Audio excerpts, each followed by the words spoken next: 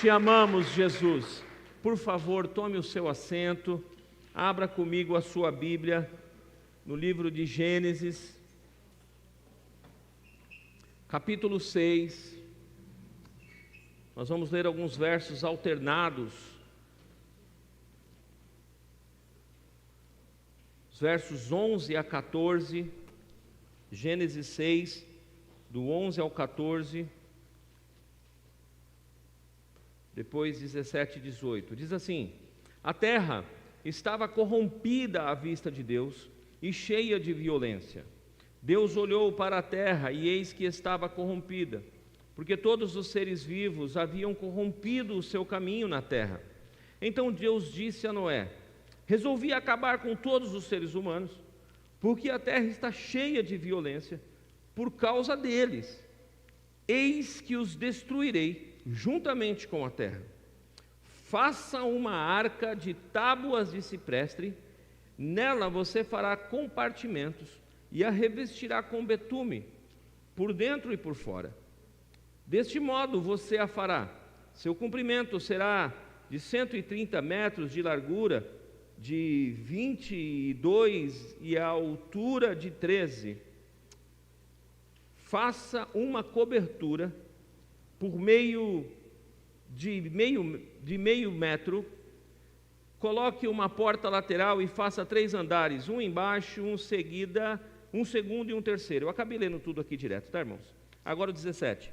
Porque vou trazer um dilúvio que trará águas sobre a terra para destruir todo ser que tem fôlego debaixo dos céus. Tudo o que há na terra será destruído. 18. Mas com você estabelecerei a minha aliança, e você entrará na arca, você e seus filhos, a sua mulher e as mulheres dos seus filhos. Amado Espírito Santo, nos próximos minutos, nós vamos nos debruçar sobre a Tua Palavra, vamos refletir sobre ela, e eu peço que o Senhor agora leve a nossa mente cativa a Ti, Senhor. A Tua Palavra, ela nos dá direção, a Tua Palavra traz cura, a Tua Palavra nos traz o fôlego de vida necessário, de dentro para fora, ela cuida e cura da nossa alma. Em nome de Jesus, Senhor, eu peço que agora o Senhor leve cativa a nossa mente. E agora, todo tipo de perturbação, se algum espírito contrário estiver nesse lugar, tirando a paz, a alegria de alguém, em nome de Jesus agora, eu abençoo e libero uma bênção de cuidado e libertação, para que a palavra de Deus flua livremente nesse lugar, em nome de Jesus, amém. Tem uma história que é recente na humanidade, e que praticamente todos nós conhecemos, se não de termos assistido o filme, mas pelo menos do conhecimento, da informação. Uma embarcação gigante, deram o nome dele para essa embarcação de Titanic. Para sua época, repito, numa história recente, uma das maiores e mais sofisticadas embarcações já construídas. Ela tinha 269 metros de comprimento e tinha uma das características que foi atribuída ao Titanic, que ele era infundável. Não era possível o Titanic ter um tipo de catástrofe, não era possível que aquele barco viesse a afundar. Essa foi uma prerrogativa dos engenheiros construtores, dos investidores, empresários que colocaram milhões naquele empreendimento. Então, para poder comandar algo tão precioso, tão valioso, eles fizeram uma varredura. Precisava algo tão valioso estar sendo comandado por alguém de renome, de alguém importante, de alguém que tivesse real capacidade para lidar com aquilo. Existia um homem nos Estados Unidos que ele era considerado, ele tinha um apelido, ele era o comandante dos milionários. Mais de 40 anos de experiência, sempre cuidando de embarcações extremamente valiosas. Então, nada melhor do que fazer uma contratação do capitão Edward John Smith. Esse homem é contratado pela Marinha Britânica. Ele era um homem que cuidava da linha comercial da Marinha Britânica, lá que ele fez todo o seu renome. Entanto, com tamanho prestígio, com tamanho investimento, com toda a melhor e mais sofisticada tecnologia da época à disposição daquela embarcação, os melhores GPS, os melhores sistemas e aparatos,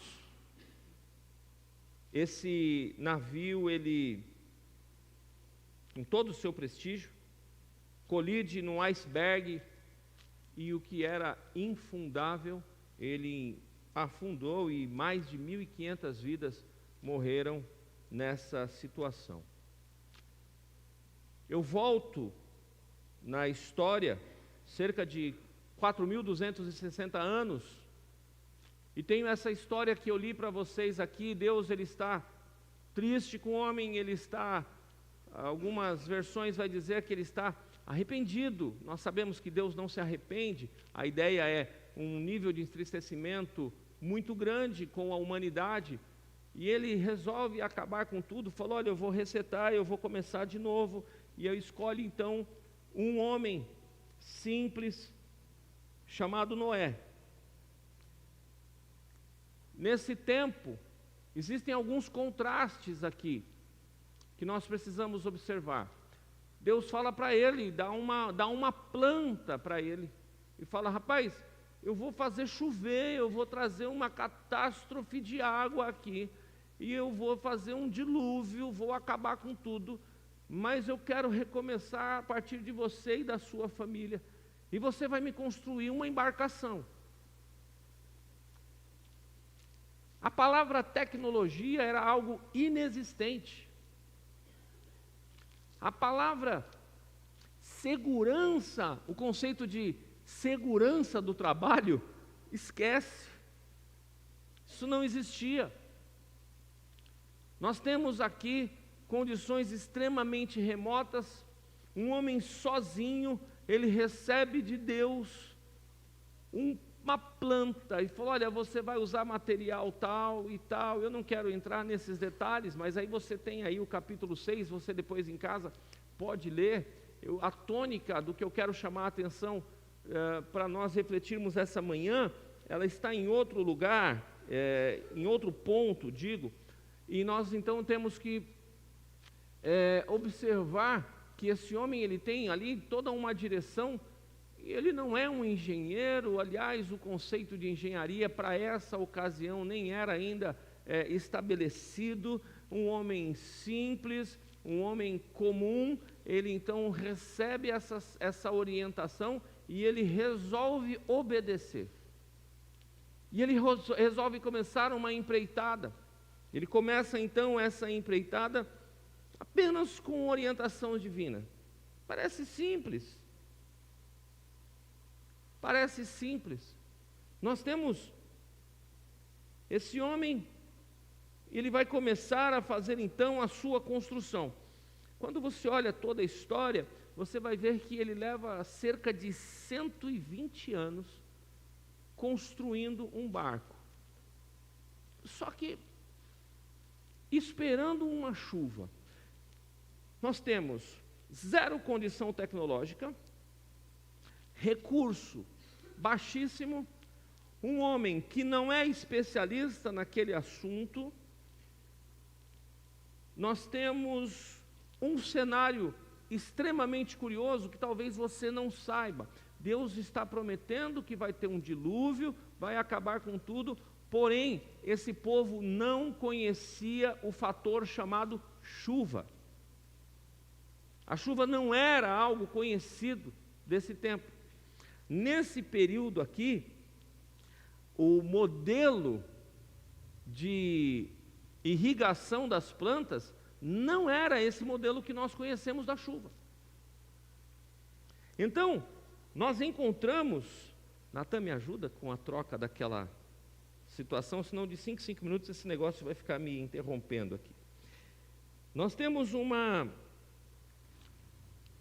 um conceito onde o orvalho é quem cuidava da irrigação das plantas, o conceito de água era um tanto diferente desse conceito de chuva, do modelo que nós temos hoje aqui, sobretudo para essa região. E agora esse homem, ele recebe então uma orientação para construir um barco, porque vai vir uma chuva, ele não tem recurso suficiente, ele não tem uma equipe. Primeira coisa, quando você vai fazer uma empreitada, é você pensar numa equipe, usando o linguajar hoje das corporações, montar um time de especialistas. Não, ele não tem nada disso. E esse homem começa a fazer essa construção, e eu sempre, quando eu lembro dessa história, eu imagino o seguinte: alguém passando, um menino passando para ir para o colégio, e ele vê lá Noé trabalhando, construindo aquela arca. Eu fico imaginando o menino, passa então por ali, ele chega em casa, quando ele volta do colégio, entenda, não tinha colégio, aqui eu estou fazendo uma anedota nesse processo da história, e o menino passa e fala: pai, o que aquele homem está fazendo que nunca acaba? Imagina um menino com 7 anos de idade, indo para o 1º ano do colégio.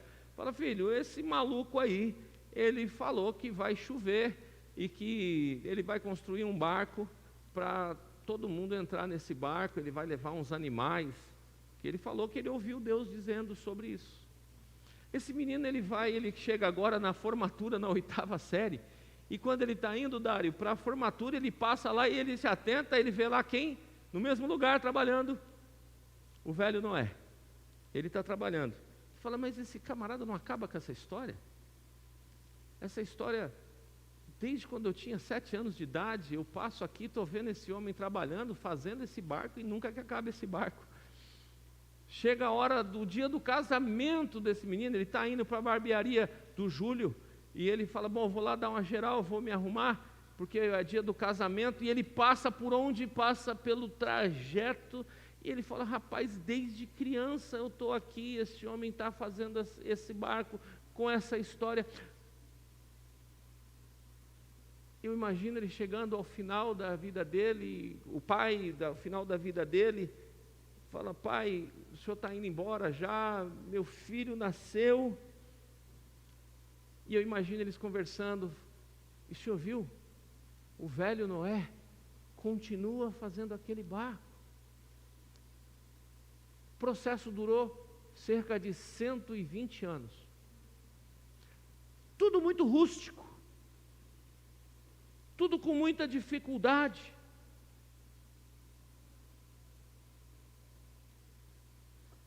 Tudo manual. Zero tecnologia. Eu chego então ao seguinte entendimento: como que alguém pode ter tamanho entendimento de obediência como teve Noé? Como alguém pode ter tamanha determinação e resiliência como teve Noé? É incrível a capacidade que esse homem tem de estar focado, centrado numa ordem que Deus dá, num direcionamento que Deus traz. Olhando para algo da história, e ele falando: ninguém um dia construiu algo parecido, eu nem conheço chuva, eu nem entendo exatamente o que é essa linguagem chuva, mas Deus me deu um direcionamento de algo que ninguém conhece, mas eu estou focado, eu estou centrado, eu estou concentrado e dedicando a minha vida para fazer aquilo que Deus orientou. A Bíblia vai dizer que Noé era um homem justo e íntegro entre os seus contemporâneos. A Bíblia vai dizer que Noé andava com Deus. Esse homem não tinha nenhum mapa. mas esse homem tinha comunhão. É importante entendermos isso. Ele não tem um mapa, não tem condições humanas, não tem tecnologia, repito, mas esse homem, ele tinha comunhão com Deus. Sabe, queridos, não se trata de saber o caminho, não se trata nessa nossa jornada de ter o conhecimento completo, detalhes sobre tudo, mas trata-se de ter a certeza de andar com aquele que conhece todos os caminhos. Nós temos um contraste aqui. Contraste entre a fé e o conhecimento. Para muitas situações, uma coisa não anula a outra. Eu diria para você que o conhecimento, sobretudo da palavra de Deus, vai nos encaminhar e nos impulsionar para a fé. Que a Bíblia diz sobre isso. Por onde vem a fé? Pelo ouvir, e o ouvir a palavra de Deus. Então, o conhecimento não é algo que deve ser ignorado, muito pelo contrário, devemos ter conhecimento. Mas aqui nós estamos falando de 4.260 anos aproximadamente de distância. Nós estamos falando de dependência. Eu chego, olhando para a vida de Noé, eu chego ao entendimento de uma fé que ela está atrelada a andar com Deus, mesmo sem eu conseguir ver o destino, sem ter a real noção do que vai acontecer amanhã. Mas estar debaixo de uma orientação, de uma certeza, e dentro disso ser fiel e obediente àquilo que esse Deus fez.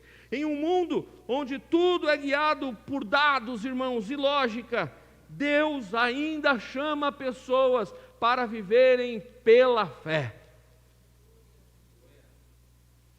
Acredite, quem anda com Deus nunca se perde. Começa a chover, ninguém acreditava, 120 anos se passam. É verdade, eu tenho sempre dito e chamado a atenção de vocês aqui sobre uma relação espaço-tempo. Se tem algo que nós brigamos, eu preciso focar novamente isso para você, porque a Bíblia está recheada disso, e ela não está recheada disso à toa. Nós vivemos na era da velocidade, da informação, tudo tem que acontecer muito rápido. Semana passada, eu estava conversando com um professor meu, especialista em uma determinada área do mercado financeiro, e eu estava tendo uma aula com ele, e ele estava me explicando algo muito importante sobre transmissão de dados da internet, de como funciona a internet caseira e de como funciona a internet das grandes instituições bancárias, e sobretudo da Bolsa de Valores. E ele estava me dando uma aula daquilo, e eu fiquei observando o fator velocidade. Tudo que se trabalha é pela velocidade, velocidade da informação, velocidade da vida, velocidade, eu já disse aqui, recente, de quando eu garoto, eu não lembro se foi numa pregação ou se foi aqui no estudo bíblico, de quando eu garoto, minha mãe tinha conta no Banco Bradesco da agência da rua Capitão Gabriel, no centro de Guarulhos. E saiu um negócio chamado, você não precisava mais agora ir à fila do banco para você fazer um cheque para poder sacar o dinheiro ou levar o seu RG. Agora saiu um negócio que era o ápice da tecnologia, o cartão de débito. E o banco 24 horas. Olha, filho, nós agora não precisamos mais perder esse tempo. E aí você colocava o cartão lá e ficava 2 minutos esperando aquilo processar. Aquela tela preta e verde. Se você riu, você tem mais de 40. Aquela tela preta com aquelas letras verdes que ia processando bem lentamente aquilo. 2 minutos. Gente, isso era o ápice da velocidade. Hoje, você não quer mais saber sequer de ir ao banco. Quando você precisa ir ao banco, fala, meu Deus, que perda de tempo. Hoje você levanta o seu smartphone e ai da internet se estiver lenta mais de que 15 segundos. Nós estamos na era da velocidade. Cada dia que passa nós queremos as coisas mais rápido na nossa vida. Mas a Bíblia, ela trabalha isso no nosso temperamento. Que Deus tem um tempo e o tempo dele é diferente, a maioria das vezes é diferente do nosso tempo. Imagina esperar 120 anos para construir um barco, para que ainda vai chover, e tem um homem gritando, ei, arrependam-se, vai chover. Menino de 7 anos, eu lembro você, o menino da formatura, o menino do casamento, olhando, e esse homem está gritando, vai chover, arrependam-se. Gente, vai chover, arrependam-se. Coloquem a vida de vocês alinhadas à vontade de Deus, vai chover. Imagina quanto bullying esse homem passou. Eu sei, eu passei e passo bullying, eu sei que você também passa, dizendo, ei, Jesus Cristo vai voltar, arrependa-se, mude a sua vida. Eu sei que você já ouviu assim como eu ouvi na faculdade, ouvi no meio dos meus meios de trabalho, ouvi no ciclo de amizade, fala, a minha bisavó ouvia essa história que Jesus ia voltar. A minha avó ouvia, o meu pai ouvia essa história. Vocês estão tudo maluco, Fernando. Você está nessa história ainda, Fernando. Eu ouvi na faculdade. Poxa, Fernando, você é um cara inteligente. Obrigado pelo inteligente. Você é um cara inteligente, acreditando nessas histórias dos nossos bisavós. Sim, eu acredito, o tempo dele vai chegar, Jesus Cristo vai voltar, e nós temos uma nova esperança. Jesus Cristo, Ele é a nossa arca, vai acabar tudo um dia, e arrependam-se, porque um dia nós vamos entrar nessa arca, Jesus Cristo vai nos levar dessa para uma eternidade, com Ele, eternamente com Ele, aleluia. Fica tranquilo, viu? Quando tirarem onda da sua cara, você fala, Noé, lembrei, eu sei, era disso que você passava, Noé. Mas Noé está lá. De repente, o céu se fecha, trovões, raios, e um fenômeno começa a acontecer. Chuva, água torrencial começa a cair do céu. 40 dias direto. Isso está registrado em Gênesis 7, 17 e 18. O dilúvio durou 40 dias sobre a terra. As águas aumentaram e elevaram a arca acima da terra. A arca está pronta. Porque teve alguém que ficou no centro da vontade de Deus, fazendo o que precisava ser feito, a despeito do que falavam dele. Ele continuou no centro da vontade de Deus, no centro da ordem de Deus, o chamado que ele tinha, e ele continuou fazendo o que tinha que ser feito. Ei, eu te chamo essa manhã. Qual é o seu propósito de vida? Para que exatamente você foi chamado? A vida passa assim, rápido. O que você está fazendo com o propósito para o qual Deus te chamou? Como você vai passar dessa vida? O que você vai deixar de legado dessa vida? Eu estou aqui 6.000 anos depois, numa manhã de domingo, num lugar bem distante dessa região, lembrando um nome, Noé. Qual o seu legado para quando você passar dessa vida? Eu descobri o propósito da minha vida bem cedo. E olha, acredite, durante um tempo, eu achei que o meu propósito era só ser guitarrista, arranjador, produtor musical. De repente, no meio do percurso, o Senhor falou, não. Isso aí foi bom, filho, mas o seu propósito é outro. Eu, por exemplo, estou, desde sexta-feira à noite, eu estou na minha 7ª hora de exposição da palavra de Deus. Estou pregando desde sexta-feira à noite. O presbítero Marcos acompanhou essa jornada comigo aí. Ele e o Edmar vem à noite, né? Resolveu descansar na folga dele agora. Está certíssimo. Você, como não tem folga, né, presbítero Marcos? Então... Presbítero Marcos, abre parênteses. Presbítero Marcos, ontem, pastor Israel, ele perguntou para mim assim, amanhã a minha folga é de manhã ou à noite? Aí sabe aquele momento surdo?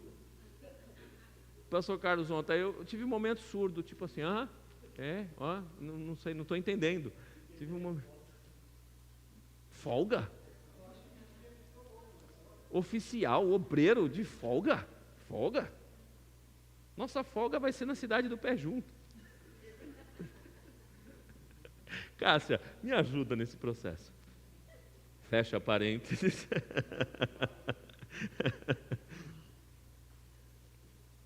Aí eu lembrei assim, eu falei, puxa, ele está só me acompanhando, eu estou falando, ontem fechei 6 horas falando.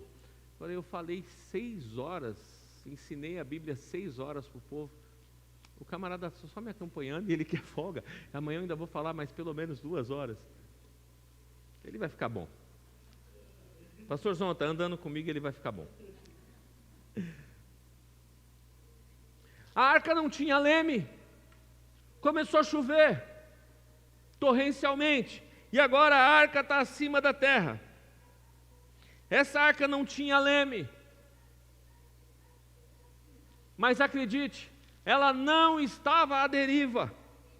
Sabe por quê? Essa arca, ela era sustentada pelas mãos invisíveis do Deus Todo-Poderoso, que armou e trouxe para Noé aquele direcionamento. Detalhe importante, a arca tinha apenas uma janela. Se você olhar lá em Gênesis 6,16, você vai ver que só tinha uma janela. E é curioso, essa janela ela está virada para cima. Você não conseguia olhar para as laterais. Você não tinha condições, você está fechado num barco e você não tem janela. Quem tem claustrofobia provavelmente ia ter algum tipo de dificuldade ou ia ficar o tempo todo olhando para aquela janela voltada para o alto. Isso tem um direcionamento, isso tem um porquê. Ao lado de tudo aquilo havia destroços, ao lado de tudo aquilo havia um caos 100% estabelecido ao redor daquela embarcação. Tudo estava sendo destruído, mas Deus, com a sua estratégia, Ele não deixa esse homem construir uma janela, para que ele não olhe ao redor, para que ele não fique impactado com o caos. Noé, no meio de toda essa dificuldade, no meio de tudo destruído, Noé, ei, você só vai poder olhar para um lugar, para o alto, porque eu estou nesse alto e sublime trono, estou guiando e controlando todas as coisas, Noé. Noé, fique tranquilo, eu conduzo o teu barco, Noé. Eu sou o seu GPS, Noé. Eu dei um nome para essa mensagem. Qual é o seu GPS? O da tecnologia do Titanic? Qual tem sido o seu guia, a sua direção? Os seus diplomas? O seu recurso financeiro? O que tem sido o seu GPS, o seu guia, o seu condutor por essa vida? O seu conhecimento, a sua capacidade de retórica, a sua força braçal, a sua saúde, a sua vitalidade, o seu network, os seus relacionamentos? Qual tem sido o seu GPS? Deus resolveu mostrar para Noé: não olhe para nada, não se estabeleça com nada ao seu redor, Noé. Noé, eu sou o seu sustento, Noé, eu sou o seu guia. Não olhe para o mundo, olhe para mim. Irmãos, quando tudo parecer escuro e sem direção, não olhe para os lados. Levante os olhos para o céu e acredite, a sua resposta, o seu direcionamento vem de Deus. Coloque uma janela na sua vida, voltada para o céu, voltada para o alto. Elevo os meus olhos para os montes. De onde me virá o socorro? Pergunta o salmista. E imediatamente ele responde: o meu socorro vem do Senhor. Aleluia! Aquele que está acima de tudo. Elevo os meus olhos para os montes. Se ele eleva os olhos para os montes, Salmo 121, depois você pode conferir na sua casa, é porque ele está embaixo. É para lá que nós temos que olhar. Eu sei que o nosso ímpeto, eu sei que a nossa humanidade nos carrega para sermos pessoas que acabam se apalpando, se calçando naquilo que é tangível, naquilo que é visível, naquilo que nós podemos apalpar, naquilo que nós podemos nos apoiar, nos segurar. Não, no meio do caos, o Senhor está chamando a nós essa manhã: olha para mim, eu tenho condição de dirigir você no meio do caos. Eu tenho condição de sustentar você no meio do caos. Sou eu que tenho a direção para a sua vida. Imagine uma embarcação sem um GPS. Humanamente, é loucura. Humanamente é perdição. Deus está dizendo: você não vê, mas eu estou guiando. Você não vê, mas eu estou controlando. Você não vê, mas eu tenho condições. No meio da ventania, eu estou acima da ventania. Você não vê, mas eu estou acima do caos. Eu tenho condição de direcionar toda a sua vida. Eu tenho condição de conduzir a tua vida. Pelo amor de Deus, acredite, a resposta certa, ela vem do alto.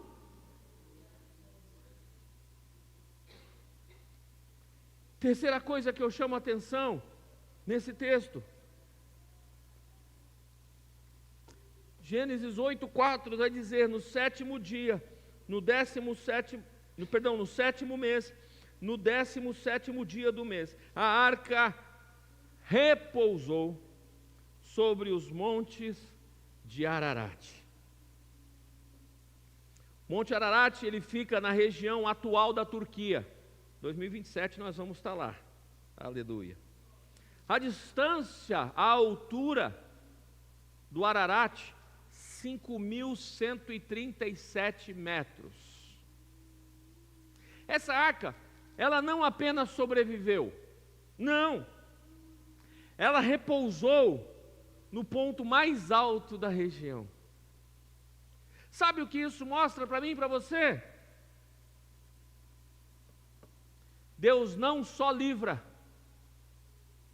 do caos, mas Ele tem a capacidade de conduzir e colocar num ponto alto, ponto mais alto da região.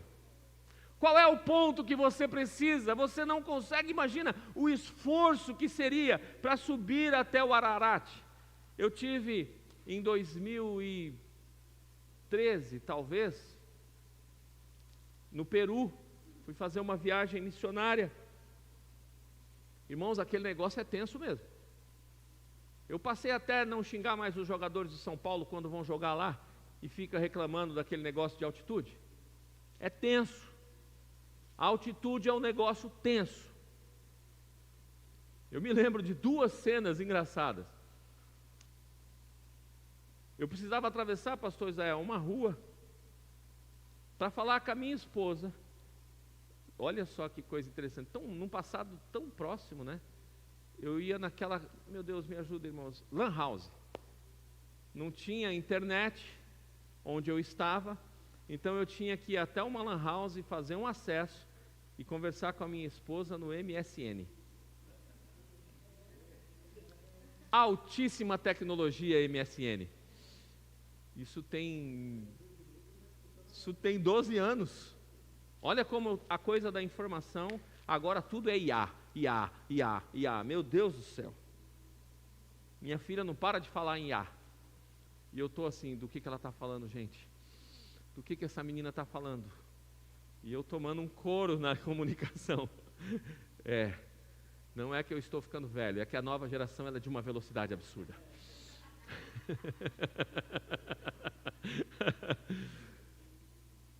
E eu me lembro que eu fui atravessar a avenida, uma avenida larga, estava na cidade de Cusco. Eu, tranquilo, eu tinha tomado um chá de coca e tinha tomado uma pílula chamada Soronte Pills. Era o ápice da tecnologia para poder controlar a pressão naquela situação. Vinha um carro de longe, eu falei, dá para atravessar no pique. Eu corri para atravessar uma avenida. Quando eu cheguei do outro lado da avenida, eu estava literalmente assim, eu não achava ar. Eu sentei no meio-fio, abaixei a cabeça e falei, Jesus me salve, eu vou morrer, cadê o ar? Eu atravessei uma avenida correndo. Segundo caso que eu fiquei assustado, eu estava tomando banho e com a velocidade, peguei o shampoo, coloquei no cabelo e estava ali mexendo o cabelo, de repente faltou ar, porque eu fiz um movimento a mais com os braços no cabelo. Eu encostei na parede e falei, misericórdia, Jesus, tem misericórdia, você não tem ar. A altitude é algo terrível. Para subir esses 5.134 metros, seria uma dificuldade muito grande para essa realidade, para sair da onde ele estava e subir para o cume do Ararat. Deus, em sua soberania, com todo o caos ao redor, Ele está conduzindo no GPS da sua mão. Ele está levantando, Ele está controlando as águas. Eu sei que tudo está ruim, tem caos estabelecido, tem morte estabelecida, as coisas estão ficando difíceis. E acredite, as coisas vão piorar. A Bíblia diz que vão piorar. Muita coisa vai piorar. Mas se eu estou no centro do controle do Deus Todo-Poderoso, Ele cuidando da minha vida, Ele dirigindo a minha vida, coloque-se no centro do GPS de Deus. Ele vai conduzindo, e Ele leva no cume do Ararat, sem falta de ar, sem dificuldade do fôlego da altura. Ele consegue pegar uma embarcação e coloca no cume do Ararat de uma forma que não colide, ele repousa ela. Lembram do Salmo 23? Guia-me às águas tranquilas, refrigera a minha alma. Escolha Deus como o GPS da sua vida.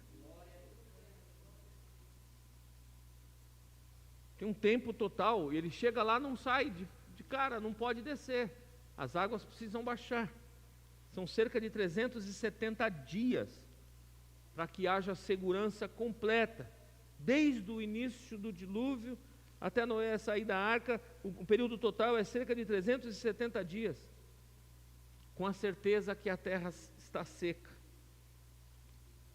Irmãos, o tempo de Noé não foi castigo, foi cuidado. O tempo que ele precisa ficar trancado naquela arca não é castigo, é cuidado. Tome cuidado com o fator tempo na sua vida. Cuidado para não apressar as coisas. Aprenda a respeitar o tempo de Deus. Aprenda a lidar com Deus e o tempo que Ele tem para o cuidado da sua vida. Acredite. Entrega, Salmo 37:5, entrega o seu caminho ao Senhor, confia nele e Ele tudo fará. É o que a Bíblia diz. Deus não é irresponsável, Deus não é menino que fala, vou fazer hoje, amanhã fala, não vou fazer. Ele disse, Aí está escrito na palavra dele: entrega o teu caminho ao Senhor, confia nele e ele tudo fará. Descansa no tempo dele, não tente apressar as coisas. Ele cuida de tudo da sua vida, ele não é um pai irresponsável, eu tenho dito isso. Ele é um pai responsável. Confie, meu irmão, Deus não se atrasa. Ele te leva ao ponto certo, na hora certa. E eu concluo dizendo para você que o Ararat, o topo, é o fim da tempestade e o início de um novo ciclo. Titanic tinha tudo, exceto direção de Deus. Lá tinha muita arrogância, ao ponto de um alto executivo, um CEO, declarar: esse aqui nem Deus derruba, esse aqui nem Deus afunda. Titanic estava envolto de arrogância, mas não tinha a direção de Deus. A arca do Noé, ela tinha fé. Fale comigo, fé. A arca do Noé tinha obediência. Fale comigo, obediência. E lá tinha uma janela voltada para o céu. Com esses 3 elementos, ele chegou no topo, são e salvo. A mesma fé que sustentou Noé em meio ao caos é a fé que nos sustenta hoje. Deus não mudou, igreja. Deus ainda é capitão.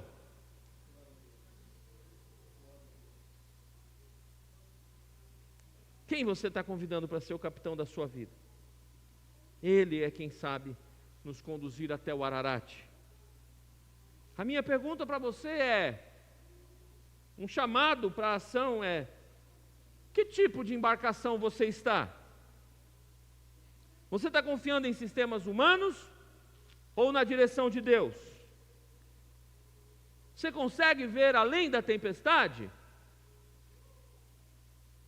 Hoje, o Senhor te chama para um tempo aonde você deve deixar que Ele assuma de fato e de verdade o leme da sua vida, o leme do seu barco. Confie, olhe para o alto e permita que Ele conduza a sua vida a um lugar de descanso, segurança e recomeço. É uma decisão que eu não posso tomar por você. Tamanha entrega são decisões pessoais. Por favor, feche os seus olhos, eu quero orar por você. Pai bendito,